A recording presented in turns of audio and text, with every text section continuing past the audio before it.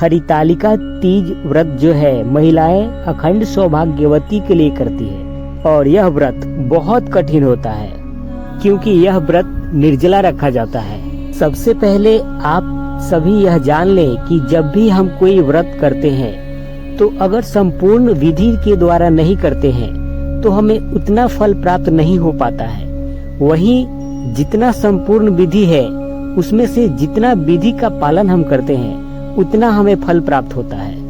तो ऐसे में हमें प्रयास करना चाहिए कि हम कोई भी व्रत करते हैं तो जो भी विधि है उसमें ज्यादा से ज्यादा हो सके तो उस विधि का पालन करें ताकि हमें उतना ही ज्यादा फल प्राप्त हो।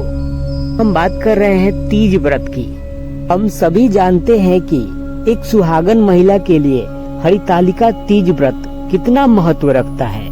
हमारी पौराणिक मान्यताओं में ऐसा कहा गया है कि माता पार्वती ने भगवान शिव की आराधना की थी क्योंकि माता पार्वती भगवान शिव को वर के रूप में पाना चाहती थी। इसीलिए माता पार्वती कठोर तपस्या की और माँ पार्वती के कठोर तपस्या को देखकर भगवान शिव प्रकट हुए और माता पार्वती को पत्नी के रूप में स्वीकार करने का वचन दिए। उस दिन हरितालिका तीज का ही दिन था। तो आप समझ सकते हैं कि एक सुहागन महिला के लिए हरितालिका तीज का व्रत कितना महत्वपूर्ण है। और जैसा कि मैंने बताया यह व्रत कुंवारी कन्याएं भी कर सकती है। एक कुंवारी कन्या के लिए भी उतना ही महत्वपूर्ण है जितना महत्वपूर्ण एक सुहागन महिला के लिए है। तो जो भी हमारी माताएं बहनें इस व्रत को रखती हैं कोशिश करें कि जितना हो सके पूरे विधि विधान से करें, पूरे विधि विधान से इस व्रत को रखें। तो चलिए जानते हैं पुरानी मान्यताओं तथा आचार्य शास्त्रियों के द्वारा प्राप्त जानकारी के अनुसार तीज व्रत की विधि। तो हमारी माताएं बहनें तीज व्रत के एक दिन पहले द्वितीय तिथि को नहाए खाए से प्रारंभ करेंगे। याद रहे द्वितीय तिथि को जिस दिन नहाए खाए होता है उस दिन आपको प्याज का सेवन नहीं करना है और शुद्ध तथा साफ वस्त्र पहनना है। इस दिन काला वस्त्र को छोड़कर किसी भी रंग का वस्त्र आप पहन सकती हैं। इस दिन भगवान शिव तथा माता पार्वती की आराधना अवश्य करें। माता पार्वती की पूजा करें, भगवान शिव की पूजा करें और ध्यान रहे इस दिन कोई भी अशुद्ध पदार्थ आपको ग्रहण नहीं करना है। अगर बात करें सरगी की तो बहुत सारी माताएं बहनें सरगी लेती हैं, बहुत माताएं बहनें सरगी नहीं लेती हैं। लेकिन जो भी माताएं बहनें सरगी लेती हैं वो ध्यान रहे सूर्योदय के 3 घंटे पहले यानी कि आप 4 बजे से पहले सरगी ले सकती हैं। जो भी माताएं बहनें सरगी लेती हैं 4 बजे से पहले सरगी ले लें और भरपूर मात्रा में जल ग्रहण कर लें। तो माताएं बहनें ध्यान दें पूजा करते समय लाल रंग का और सफेद रंग का पुष्प अवश्य शामिल करें। पूजा प्रदोष काल में करें तो सबसे अच्छा होगा, जो काल दिन और रात का मिलन का समय होता है। तो पूजा करते समय कुछ विशेष बातें हैं जो हमारी माताओं बहनों को ध्यान में रखना होगा।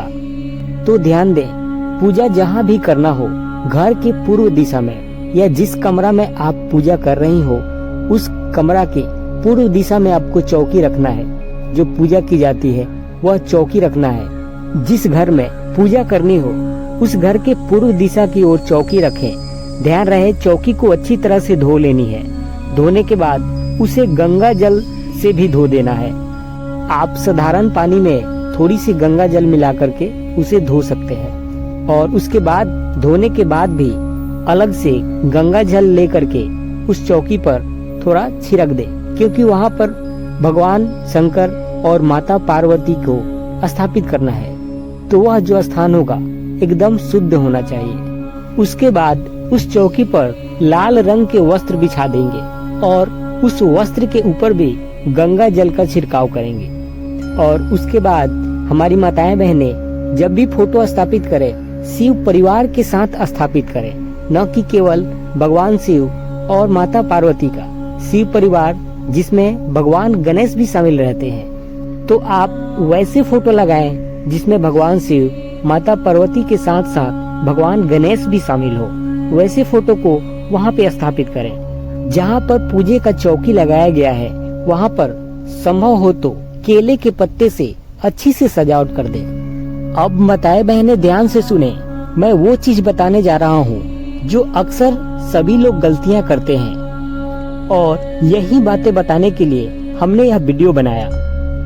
तो माताएं और बहनें, आप यह जान लीजिए कि माता पार्वती जब भगवान शिव की आराधना करती थी, भगवान शिव की तपस्या करती थी, तो वह रेत की शिवलिंग बना करके तपस्या करती थी।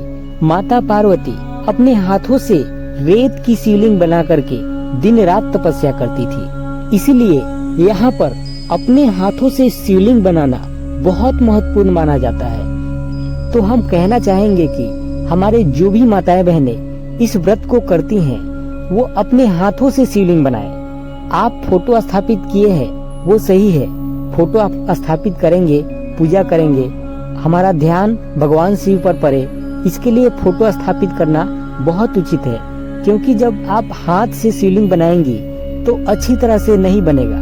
यह जरूरी नहीं कि सभी लोग अच्छे से शिवलिंग बना पाएंगे। आपको बस अपने हाथों से, जो भी महिलाएं सदस्य में पूजा करती हैं, एक साथ मिलकर पूजा करती हैं, वो सभी महिलाएं कोशिश करें कि अपने हाथों से शिवलिंग बनाएं।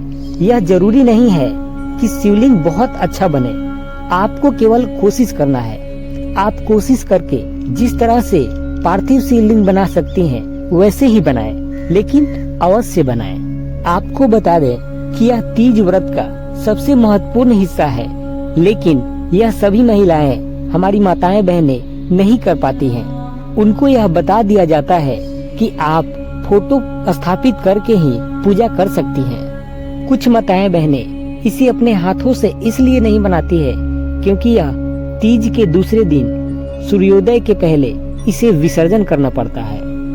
तो यह कोई मुश्किल काम नहीं है।